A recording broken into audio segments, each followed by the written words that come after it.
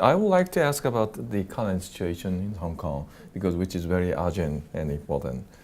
And first of all, the Beijing government made a proposal to the Hong Kong on August 30 about the election reformation.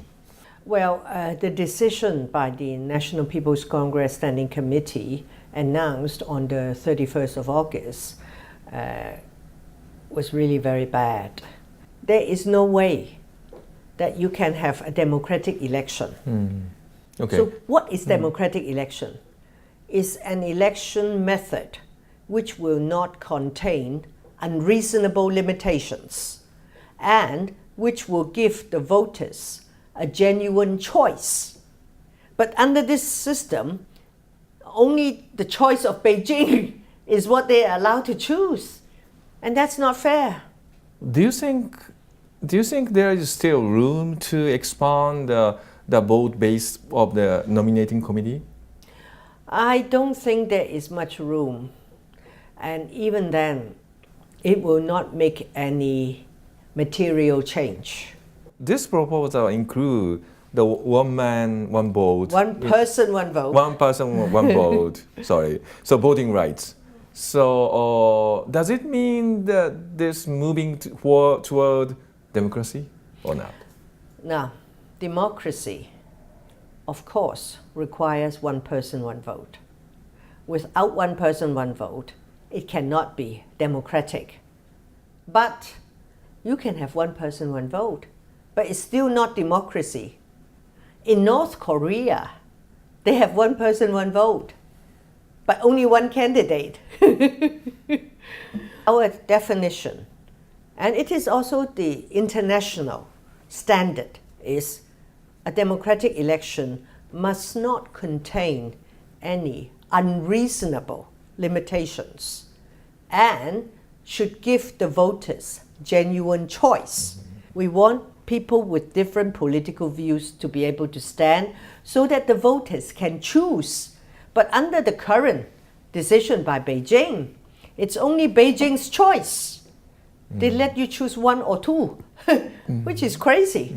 And we will not support that. How about the people's opinion in Hong Kong? They will not accept it.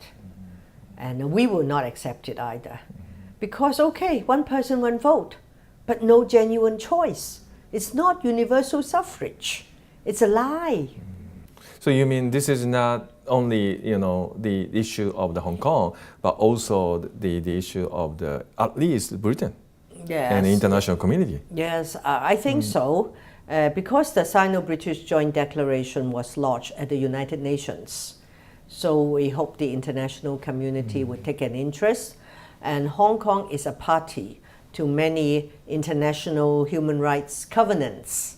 So I hope the international community would also take an interest. After the end of the August, which country are the most reacted against this proposal? Not too many countries. We know we have to struggle ourselves, but we think that the international community should look at what's happening here and also pay some attention. We know most of them are focused on China because China is so big, it's the number 2 economic power. They want to do business with China, so they don't want to upset Beijing. So it's really bad. So, and my other capacity, I'm a member of the China Human Rights Lawyers Concern Group. And I meet some of the lawyers who come to Hong Kong. Sometimes they cannot come, sometimes they can. And they would tell us the situation is very bad. After Xi Jinping? Yes, now. And in terms of human rights or the rule of law, very harsh. And the lawyers tell us always to preserve Hong Kong, even if we cannot do anything on the rest of China. But if we can preserve Hong Kong as a free city with respect for the rule of law, that would be very good for the development of China. And every time when these lawyers come to Hong Kong, I always get them to, take a picture, each one. Why? Because who knows? Next time I hear about them, they may have been arrested already. Then I would get a big poster and take it to the Chinese government office to protest, asking for the release. I see. So that is the situation.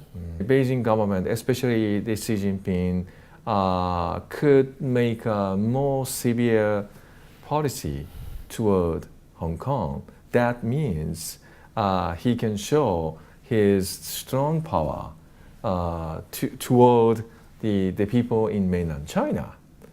So the Hong Kong can be example or can be the tool for Xi Jinping. I can see a picture emerging of a big dictator and probably very ruthless to strike down the political enemies, trying to amass a lot of power to himself. We are a Chinese city, so the central government can do many things to us, including many bad things. I guess the international community would also look at Hong Kong if it suddenly people are screaming, crying, frightened. It would be a terrible picture. So what can pro-democratic movement can make against proposal at the moment? Well, we have to work hard with the people to try to have protests, rally, and all forms of struggle to show that we do not support the decision of the NPC Standing Committee, and to ask Beijing to think again. Of course, it's very difficult, but that's all we can do, because we don't accept it. And we will not say, oh, we don't accept it, but that is it. No, we've been fighting for so long, and the fight will not stop. It will just continue. For how long? I don't know. Maybe my generation, maybe the next generation. Well, that's how it is in many other places too. The struggle will continue. If you see any bright side of the future of the Hong Kong situation, so what do you expect? So I will answer your question by telling you a story. Many years ago, when Aung San Suu Kyi was still under house arrest, and somehow a journalist managed to interview her, and he asked her, do you believe in democracy for Burma? And she said, yes. And the journalist, how come you are under house arrest? She said, because I have confidence in my people. I think that will be the answer you will find in many countries. That's where the solution lies, in the people. And I also have confidence in the Hong Kong people. I'm not Aung San Suu Kyi. I'm not yet under house arrest. But I guess for people engaged in struggles anywhere, the solution lies with the people. And I have confidence in the Hong Kong people.